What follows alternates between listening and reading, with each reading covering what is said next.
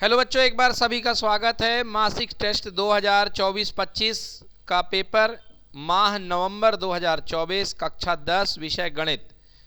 तो देखिए, ये मासिक टेस्ट जो बच्चों आपका कल लिया गया है, इसका हम करवाने वाले हैं संपूर्ण हल। ठीक है बच्चों, तो इसका संपूर्ण हल कराने वाले हैं। 20 मार्क्स का ये पेपर है। आइए देखते हैं। सबसे पहला है, सही विकल्प चुनिए।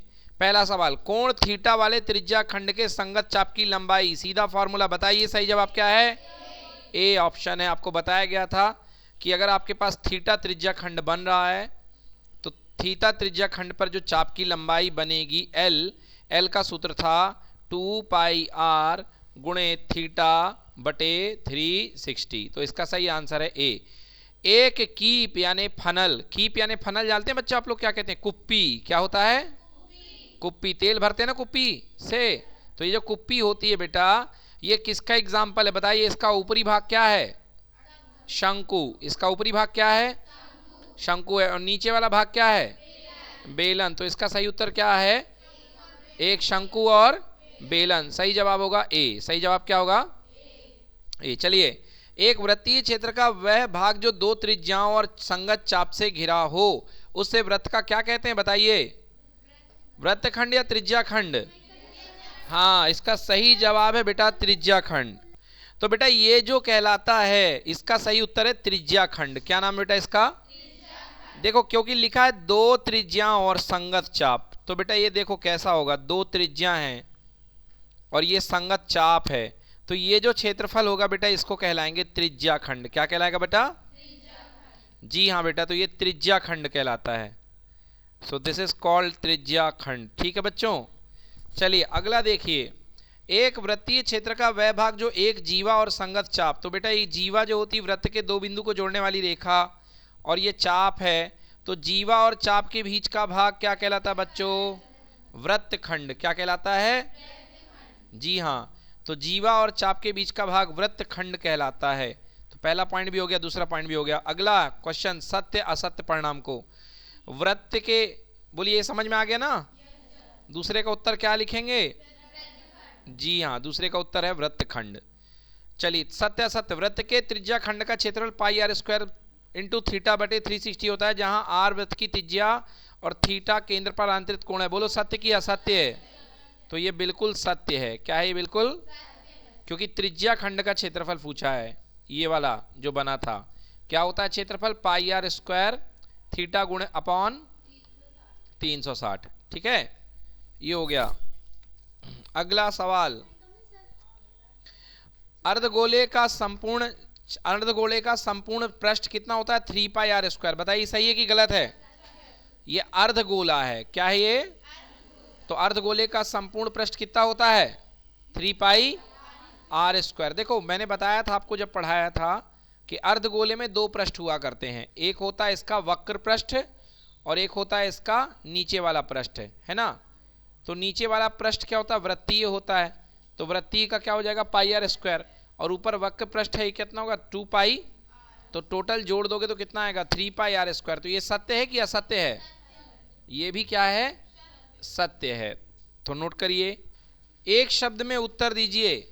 बेलन के संपूर्ण पृष्ठ का क्षेत्रफल बताइए। 2 पाई आर ब्रैकेट में आर प्लस एच। ये होता है कि नहीं होता? तो ये हो गया बेलन के संपूर्ण पृष्ठ का क्षेत्रफल। अगला, घनाभ के आयतन का सूत्र लिखो। लंबाई गुणे चौड़ाई गुणे ऊंचाई, L into B into H. हो सकता है किसी ने A into B into C लिखा हो, ये भी सही है बेटा। ए मतलब लंबाई, बी गुणे चौड़ाई और सी का मतलब ऊंचाई। या हिंदी में लिखा हो तो लंबाई गुणे चौड़ाई गुणे ऊंचाई, ये भी सही है। अगला सवाल, 6 सेंटीमीटर त्रिज्या वाले वृत्त के एक त्रिज्या खंड का क्षेत्रफल ज्ञात कीजिए जिसका कोण कितने डिग्री है? 60 डिग्री। तो 6 सेंटीमीटर त्रिज्या है और कोण 60 है। आइए निकालते हैं। देखिए कैसे निकालेंगे बच्चों। ये देखिए, एक वृत्त ले लीजिए। एक वृत्त ले लिया, इसकी त्रिज्या कितने सेंटीमीटर है? 6, और कोण कितना है? 60। बच्चों ध्यान देंगे, त्रिज्या खंड का क्षेत्रफल पाई आर स्क्वायर थीटा अपॉन कितना? 360। तो पाई यानी 22/7।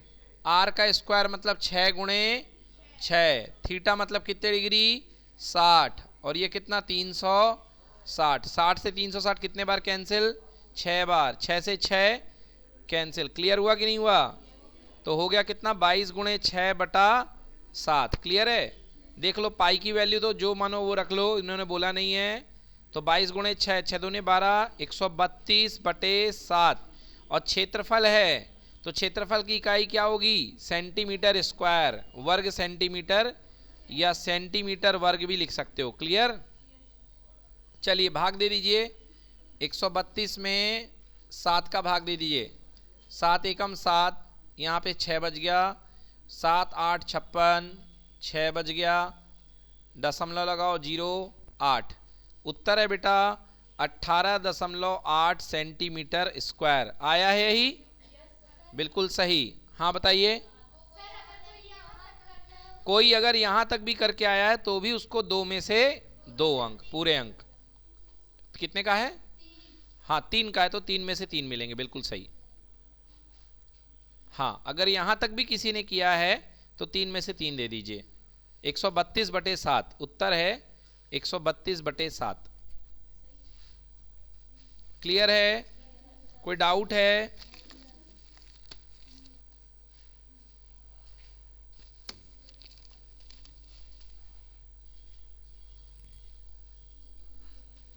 चलिए आगे चलते हैं। एक वृत्त के चतुर्थांश का क्षेत्रफल ज्ञात कीजिए जिसकी परिधि 22 सेंटीमीटर है। ठीक है, अगला सवाल देखिए। एक वृत्त के चतुर्थांश का क्षेत्रफल ज्ञात करना है जिसकी परिधि 22 सेंटीमीटर है। बहुत अच्छा सवाल। मान लीजिए इसकी त्रिज्या r है। कितनी त्रिज्या है? अब बेटा इसकी परिधि दी गई है। परिधि कितने सेंटीमीटर है? 22 सेंटीमीटर। बेटा परिधि का मतलब होता है सरकमफेरेंस। देखिए बच्चों, सरकमफेरेंस होता है यहां पे, तो परिधि का मतलब सरकमफेरेंस होता है। तो सरकमफेरेंस यहां पे कितनी है बेटा? 2 पाई आर। कितनी होती है? और 2 पाई आर कितने सेंटीमीटर है? 22 सेंटीमीटर। तो 2 का मतलब 2, पाई का मतलब 22 बटे 7, 22 बटे, और आर का मतलब त्रिज्या बराबर 22 सेंटीमीटर। यस और नो? अब देखिए हम आर का मान निकालते तो आर बराबर इधर पे 22 है, इधर पे 7, इधर पे 2, इधर पे 22, तो 22 से 22 क्या हुआ? तो आर का मान आ गया कितना? 7 बटे 2 सेंटीमीटर। अब आपको निकालना है वृत्त का क्षेत्रफल, वृत्तखंड का क्षेत्रफल। वृत्तखंड का, ये त्रिज्या खंड बेटा, सॉरी त्रिज्या खंड। त्रिज्या खंड यहाँ पे चतुर्थांश है। त्रिज्या खंड यहाँ पे क्या है? चतुर्थांश। तो बेटा जो चतुर्थांश है यहाँ पे, जो चतुर्थांश है, चतुर्थांश एक ऐसा त्रिज्या खंड होता है जिसका कोण कितना होता है? 90 डिग्री।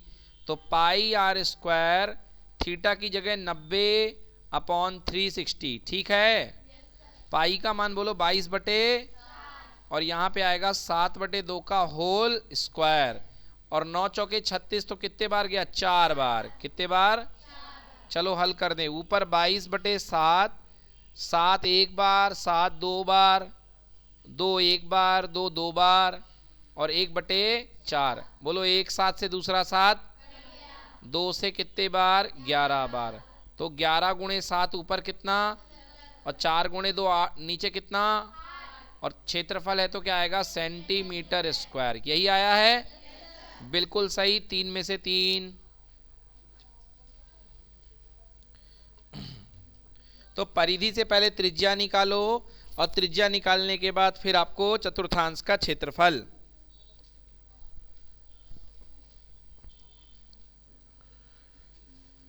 अगला सवाल बहुत अच्छा है बच्चों। दो घनों जिसमें से प्रत्येक का आयतन 64 सेंटीमीटर क्यूब है के संलग्न फलकों को मिलाकर के एक ठोस बनाया गया है। इससे प्राप्त घनाभ का पृष्ठीय क्षेत्रफल ज्ञात कीजिए। बहुत अच्छा सवाल। देखिए बच्चों क्या कह रहा है बेटा, देखेंगे सभी लोग स्क्रीन पे। बेटा यहां पर यह कह रहा है कि बेटा आपके पास 2 घन हैं। क्या हैं? 2 घन हैं। ये देखिए, ये पहला घन मैं आपके सामने बना रहा हूं। ये पहला घन है। अब बेटा ये जो पहले घन की भुजा है, पहले घन का आयतन दिया है बेटा 64 सेंटीमीटर क्यूब। ए तो आपको पता है लंबाई चौड़ाई इकाई क्या होती है, सेम होती है। तो घन का आयतन वी फॉर आयतन बराबर कितना दिया है, 64 सेंटीमीटर क्यूब। आपको पता है घन का आयतन क्या होता है, ए क्यूब। घन का आयतन क्या होता है, ए क्यूब बराबर 64 सेंटीमीटर क्यूब। बच्चों यहां से ए क्यूब बराबर आप लिख सकते हो 4 सेंटीमीटर क्यूब। बोलो हाँ है ना। क्यूब से क्यूब क्या हो गया, ए बराबर कितने सेंटीमीटर, मतलब जो हमारा घन है उसकी भुजाएं हमको पता चल गई कितने सेंटीमीटर। अब कह रहा है ऐसे दो घनों को मिला दिया गया है, ऐसे दो घनों को मिला दिया गया है। ये बेटा देखिए कुछ ऐसा बनेगा आपके पास कि नहीं बनेगा, जैसे दो पासों को मिला दिया गया हो, दो पासों को क्या कर दिया गया हो, तो इस तरीके से एक नया शेप बन जाएगा। अब अगर दो पासों को मिलाओगे तो ये भी 4 ये भी 4, तो 4 और 4 बोलो लंबाई कितनी हो जाएगी, 8। लंबाई कितनी हो जाएगी, मगर चौड़ाई तो वही रहेगी। बोलो हाँ या ना। चौड़ाई कितनी रहेगी, 4 ही रहेगी। चौड़ाई कितनी रहेगी, रहेगी कि नहीं रहेगी। और ऊंचाई भी कितनी रहेगी, 4 ही रहेगी। ऊंचाई भी कितनी रहेगी, मतलब अब जो घनाभ बना है, अब उस नए घनाभ में जो लंबाई है वो कितने सेंटीमीटर, 8 सेंटीमीटर। जो चौड़ाई है वो कितने सेंटीमीटर, 4 सेंटीमीटर। और जो ऊंचाई है वो कितने सेंटीमीटर, 4 सेंटीमीटर। बेटा अब आपसे पूछा क्या जा रहा है, ध्यान दो, आपसे पूछा जा रहा है इस प्रकार प्राप्त घनाभ का पृष्ठीय क्षेत्रफल। क्या पूछा गया है, तो आपको बताया गया था कि जो पृष्ठीय क्षेत्रफल होता है, क्या होता है पृष्ठीय क्षेत्रफल का फॉर्मूला, 2 लंबाई चौड़ाई, लंबाई ऊंचाई, चौड़ाई ऊंचाई। बोलिए यस कि नो। बस अब वैल्यू पुट कर दीजिए तो पृष्ठीय क्षेत्रफल है ना, पृष्ठीय क्षेत्रफल बराबर 2 लंबाई गुणे चौड़ाई, मतलब 8 गुणे 4 धन 4 गुणे 4 धन 8 गुणे 4। क्लियर कि नॉट क्लियर। और सेंटीमीटर वर्ग, क्योंकि क्षेत्रफल निकाल रहे हो। चलिए 2 8 चौके 32, 4 4 16, 8 चौके 32 सेंटीमीटर स्क्वायर। बच्चों 2 32 और 32 कितना, 64 और प्लस कितना 16 सेंटीमीटर स्क्वायर। बेटा 64 प्लस 16 कितना होता है, 6 4 10 और 6 1 7 1 8 80। तो ये हो गया बेटा 2 गुणे 80 सेंटीमीटर वर्ग। आंसर 160 सेंटीमीटर वर्ग आया क्या, वेरी गुड। जिसका आया है तो आपको मिलेंगे 3 में से 3। बिल्कुल सही, जिन लोगों का आया है उनको मिलते हैं 3 में से 3। नोट करें इसको। चलिए अगला सवाल काफी बड़ा है, ध्यान देंगे बस। एक खिलौना 3.5 वाले शंकु के आकार का है जो उसी त्रिज्या के एक अर्धगोले पर अध्यारोपित है। इस खिलौने की संपूर्ण ऊंचाई 15.5 सेंटीमीटर है। इस गोले का, इस खिलौने का संपूर्ण पृष्ठीय क्षेत्रफल ज्ञात करो। बेटा ये जो खिलौना है ना, 8वें नंबर सवाल का, 8वें नंबर सवाल का खिलौना ऐसा है बेटा। देखो बेटा ये शंकु है, क्या है ये एक शंकु है और शंकु के ऊपर बेटा एक अर्धगोला रखा हुआ है। क्या रखा हुआ है, मतलब ये खिलौना लट्टू है। क्या है ये, लट्टू। खेले हो लट्टू, नहीं खेले हो, क्या बोलते हो लट्टू को, भौरा की घुमर्रा, घुमर्रा। हाँ, तो हमारे यहाँ लोकल लैंग्वेज में लट्टू को क्या बोला जाता है, घुमर्रा। इंग्लिश में लट्टू को टॉप बोलते हैं। क्या बोलते हैं लट्टू को इंग्लिश में, टॉप, TOP, टॉप, टॉप यानी लट्टू। ध्यान दें यहाँ पे, एक खिलौना जिसकी त्रिज्या 3.5। बेटा तो ये त्रिज्या कितनी है, 3. अब बेटा जब यहाँ ये 3.5 है तो ऊपर भी कितना होगा, बहुत बढ़िया, ऊपर भी 3.5 होगा। एक कह रहा है कि इस खिलौने में एक शंकु है, उसके ऊपर एक अर्धगोला रखा हुआ है और इसकी टोटल ऊंचाई 15.5 है। तो बेटा यहां से लेकर के नीचे तक इसकी जो ऊंचाई है ये कितनी है बेटा, 5 सेंटीमीटर। क्लियर कि नॉट क्लियर। अब बेटा 15.5 में ये 3.5 माइनस कर दो इधर का, है ना, तो कितना बचेगा, 12.5 बचेगा कि 11.5 बचेगा, एक बार कॉपी में माइनस करके देख लो जरा, 15.5 में 3.5 क्या बचेगा जरा देख लो, 11.5 की 12.5। युवराज क्या बचेगा? 15.5 में 3.5 माइनस करेंगे तो कितना बचेगा? केवल 12 बचेगा। कितना बचेगा? 12। भाई 15.5 माइनस 3.5 तो 0.5 से 0.5 कैंसिल, 0 और यहाँ पे 12 आ गया, तो आंसर कितना के 12। क्लियर? तो ये 3.5 था, सॉरी। तो नीचे की जो हाइट बचेगी ये वाली, ये ओनली कितने सेंटीमीटर? 12 सेंटीमीटर। ठीक है, अब हमको निकालना है इस खिलौने का कुल पृष्ठीय क्षेत्रफल। क्या निकालना है? तो बेटा इसको कलर में डाल दो। अब यदि कलर में डालोगे तो देखो कलर कहाँ कहाँ लगेगा, इससे अर्धगोले के ऊपर लगेगा कि नहीं लगेगा, और शंकु के वक्र पृष्ठ पे लगेगा कि नहीं लगेगा। मतलब टोटल 2 सतहों पर कलर लग रहा है। सो आई कैन से कुल पृष्ठीय क्षेत्रफल बराबर नंबर 1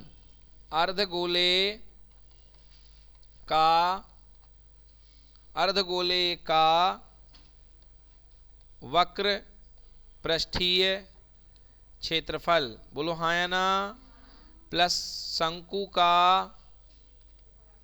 वक्र पृष्ठीय क्षेत्रफल। किसी के दिमाग में आ रहा सर ये अंदर कलर क्यों नहीं लगेगा? अरे बेटा खिलौना पैक है तो अंदर कलर कहाँ से घुसेगा, तो इसलिए कुल क्षेत्रफल नहीं ले सकते हो, केवल वक्र लोगे। क्या लोगे? केवल वक्र पृष्ठीय क्षेत्रफल। अब अर्धगोले का वक्र पृष्ठीय क्षेत्रफल होता है कितना?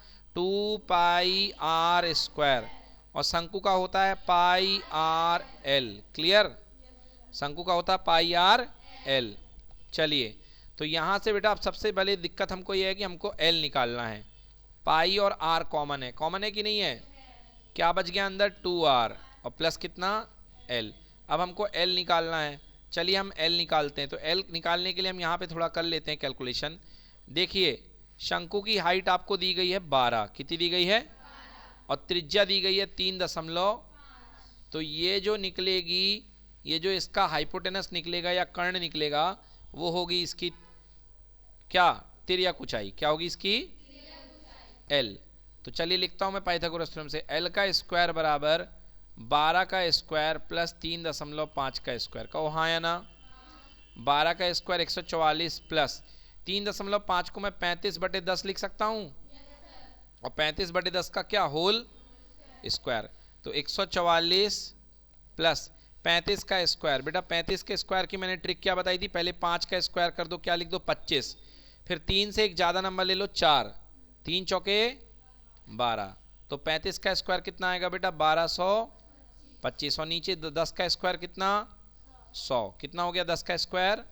100। चलो लघुत्तम ले लो, तो एलसीएम ले लिया, तो पूरा एलसीएम कितना आएगा? 100 आएगा कि नहीं आएगा?